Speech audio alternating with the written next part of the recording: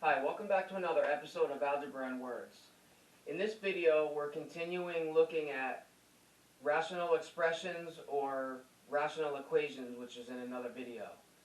In this particular video, we're looking at a specific topic called simplifying complex rational expressions.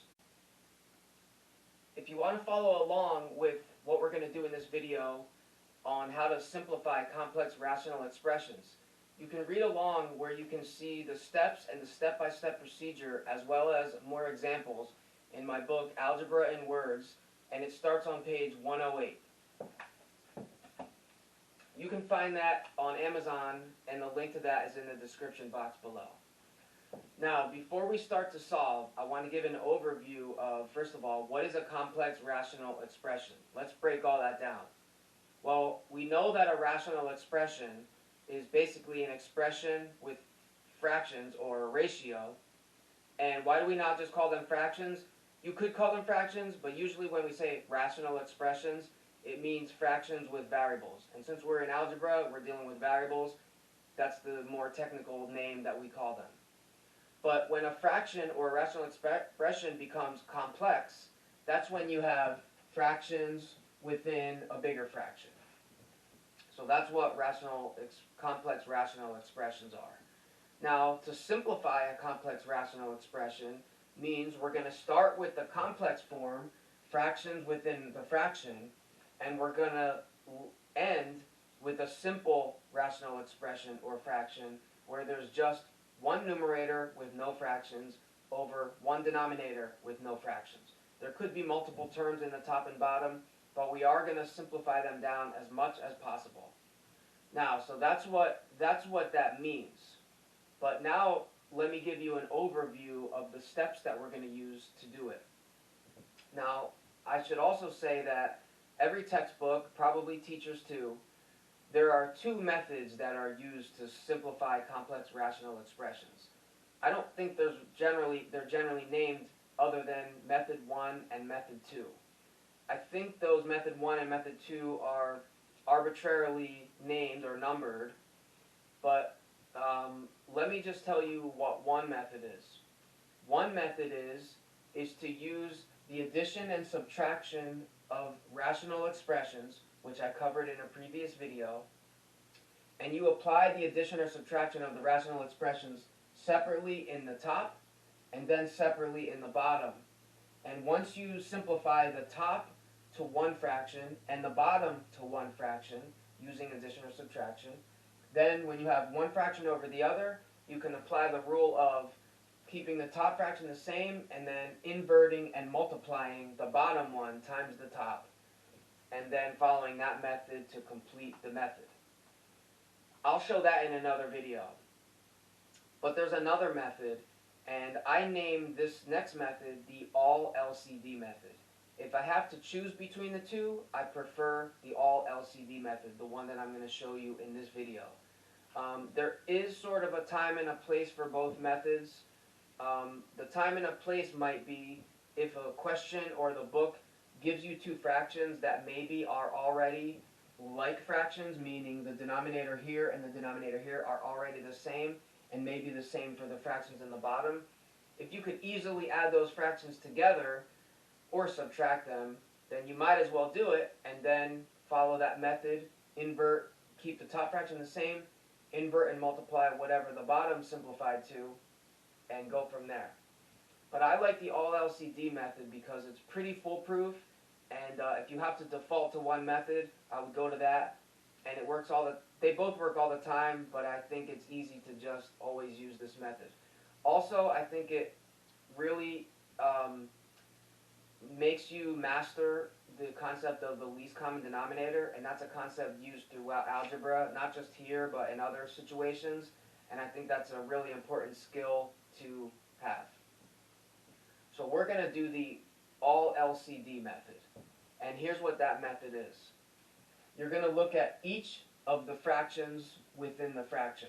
Sometimes I call them the mini fractions because these are the smaller fractions within the bigger fractions. And by the way, right now these are all fractions, but sometimes one of these may be just a whole term, meaning not a fraction. It could be like the number 4, it could be x. So they won't all necessarily be fractions, but the method that we're going to apply is the same. Now, next, focus just on the denominators of the mini fractions. If possible, factor them all. Once you factor them all, then look at each denominator and determine the least common denominator of all of the denominators involved. And you're going to generate one LCD. Then using that, the next step is to multiply the least common denominator times each mini fraction within the complex. And just to be specific, that means multiplying the LCD times the numerators only of each fraction. You'll see that when we actually do the math. But the reason why I have to stress that is because when we did addition and subtraction of rational expressions, we converted the fractions by multiplying the top and bottom of those fractions by a factor. But that's not the case for this. This is only multiplying the numerators only times what we determine the LCD to be. Once we do all of that and multiply all of the mini fractions by the LCD, we're then going to cancel out all common factors in each mini fraction. And once we do that, that will then convert our complex rational expression to a simple rational expression, meaning all of the denominators of the small fractions will be eliminated. Once we do that, we're going to simplify the numerator again and try to factor it. Simplify the denominator if we can, but I recommend leaving it in factored form as opposed to multiplying it out. And then to basically finish the problem, we're going to look to see if there's a common factor in the top and bottom that we can finally cancel out. If there is one, obviously we'll cancel them out. If there's not, we'll just circle what we have. So let's get started. Okay, so we're going to look at each denominator and determine and try to factor them. So let me put an equal sign, and we'll just rewrite whatever remains. So I'm going to write 5 in the top, but can 2x plus 8 be factored? And the answer is yes. We can factor a greatest common factor of 2 out of that. So this factors into 2 times the quantity x plus 4. And what about 3 over 2? That can't be factored anymore. The denominator cannot be factored. So we're just going to rewrite 3 halves. Now let's look in the overall denominator. We have 3 over x squared minus 16. And this is the difference of two squares, and that can be factored into conjugate binomials. So rewrite the 3 in the top, and in the bottom write what this factors into, which is x minus 4 times x plus 4. And now we'll do this fraction. And let's put this in parentheses so that the x plus 4 looks like a factor. And this cannot be factored anymore, so we're just going to rewrite it. Plus 1 over x plus 4. And let's just extend that fraction bar over. Okay, so now we've factored all the denominators of the mini fractions. The next step is to look at all of them and determine the LCD. So let's write the LCD up here. So we're looking at the 2, the quantity x plus 4. We have a 2 here again. We have x minus 4, x plus 4, and the quantity x plus 4 again. So the LCD is going to be 2 times x minus 4 times x plus 4. Okay, and remember, we took all the possible factors that there were. If there's any repeats, we don't need to write them twice, but if there are any common factors with different exponents, we take those with the higher exponents, but none of them have higher exponents. So we just, if there were repeats, we only needed to take one version of those factors. So this is our LCD. Now, what do we do with the LCD? We multiply it times each term or mini factor at their each mini fraction at their numerators in the overall top and the overall bottom. So just so that we can see what is what, I'm going to use a different color marker. And when you do problems like this, always make sure you leave enough room on your paper, because you will have a little bit of writing to do. But don't worry, because a lot will cancel out by the next step. So I'm going to squeeze in up here 2 times x minus 4 times x plus 4. And then up here, I'm going to just erase this a little bit for room. So we have 3 times 2 times x minus 4 times x plus 4. And now do it to this fraction. 3 times 2 times x minus 4 times x plus 4. That all applies to here. And then we have the 1 times 2 times x minus 4 times x plus 4. So in summary, what we just did is we took the LCD and multiplied it times each mini fraction or term in the overall top and the overall bottom, only multiplying it by the numerators of each mini fraction. Okay, so the next step now is to look at each mini fraction and cancel out any common factors that there are. So looking at this one, the 2 cancels the 2, and the x plus 4 group cancels the x plus 4 group here. Then let's look at this fraction here. And the 2 cancels the 2, and there's nothing else that cancels. So whatever's left over, we're going to have to multiply in the next step. Alright, and then coming down here, we have x minus 4 cancels the group x minus 4 in the top, bottom, and top, and x plus 4 in the bottom with x plus 4 in the top. That leaves 3 times 2, which will multiply in the next step. And then finally in the bottom right fraction, the quantity x plus 4 cancels the quantity x plus 4, leaving 1 times 2, which is 2, times the quantity x minus 4, and we'll distribute that in the next step. So let's come down to the lower left, and now we're going to write what remains, and if we can, we're going to multiply or distribute if necessary.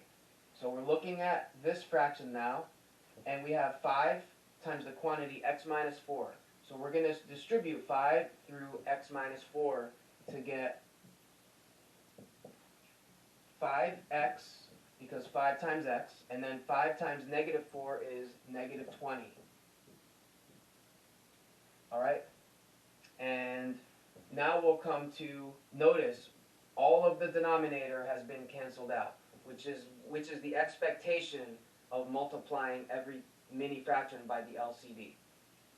Now let's look over here. Again, the denominator 2 is canceled out with this. That leaves this times this times this. And we should multiply them through. So if we can just remember, because I don't have much board room, that x minus 4 times x plus 4 came from x squared minus 16. I'm just going to write that again. So that way when we distribute 3 through this, it's going to be 3 times x squared, which will be 3x squared, and 3 times negative 16, which is 48. And this will be minus 48. Notice we kept the sign plus with the 3. If that were negative, we would also keep that with the 3 and distribute it accordingly. Okay, so the top is done. Now let's come to this portion. And again, all of the denominator of the mini fraction canceled out, and this term canceled out, leaving 3 times 2, and now this is all in the bottom, which is 6. And then here we have 2 to distribute through the quantity x minus 4. And that's going to be 2 times x, which is 2x. Notice we have a plus here, which we have to keep with the 1 times 2. If this were negative, we would keep the negative with the 2. And then 2 times negative 4, which is negative 8. Okay, so now we're going to come back to the top, and we're going to sort of reorganize and combine like terms and simplify if possible. One thing that we're going to do is right off the bat, is put it into descending order. So we're going to start with 3x squared, and then the next term would be 5x. There's no other terms with x to combine, so we're going to write 5x plus 5x. And now we're going to combine the like terms negative 20 with negative 48, which is going to be negative 68. And in the bottom, we're going to combine like terms. The 6 and the negative 8 is going to be negative 2. And I'm going to write that after the 2x, because usually we write the term with x first. Alright, so we combine like terms. Now we're going to look back in the numerator, and we're going to see if we can factor this into two binomial factors again. And we get 3x plus 17 times x minus 4. So we factored the top into two binomial factors. And now we need to see if we can factor the bottom. And there's not much to do, but there is a greatest common factor of 2, so we're going to factor that out. And it's going to become 2 times the quantity x minus 1. Okay, and the next thing is, now that we've factored the top and bottom, we're going to compare the factors. And if there's any common factors in the top and bottom, we're going to cancel them out. But if we look, there are no common factors.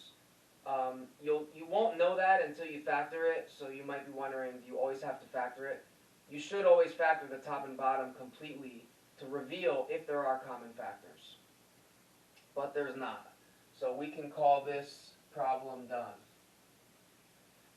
So that was our example of simplifying a complex rational expression.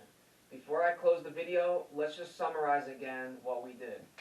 We started with this, the complex rational expression, many fractions within a bigger fraction. And we factored all of the denominators of the many fractions. Once we factored them all, then we created the LCD. And then we took the LCD and multiplied it times the numerators of each mini fraction. You see that in red. And we had to write out all the factors all 4 times. Once we do that, you're going to look at the numerators and denominators of each mini fraction and cancel out any common factors.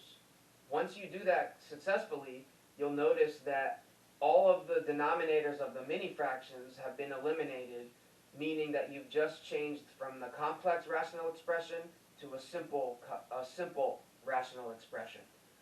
Then once you do that, you kind of reorganize, meaning take whatever is left over after you've canceled out the common factors and either write them, or if you can multiply or distribute them, then multiply or distribute them. First in the top, then in the bottom. In the top, then combine like terms and put them into descending order. And same in the bottom, combine like terms if possible and put them into descending order. Then you're going to try to factor again the top as well as the bottom. And we were able to factor them here. The top trinomial factored into 2 binomial factors. And the bottom we were able to factor a greatest common factor out. And finally, you compare the factors in the top and bottom to see if they have common factors. And if they do, cancel them out. If they don't, then you circle what you have and you leave it. If you're wondering, should you multiply these back through again? It's not wrong to do it, but I think once you've done all the work of factoring it, I think it's okay to leave it. I think it's best to leave it in factor form. So anyway, that concludes this video on simplifying complex rational expressions. I hope you found this helpful, and this can be a little challenging at first, so you do need to practice, and I hope this video gave you some clarity so that you can follow the video while you do your own homework problems. If you found this video helpful, please give a thumbs up. Please like or share with your friends. Please leave comments and feedback in the description, in the comment section below. please subscribe to the channel and hit the bell so you can be alerted when new videos come out, which hopefully I have some new ones out soon. Also, be sure to check out more examples and content on Facebook and Instagram, and I'll see you in the next video.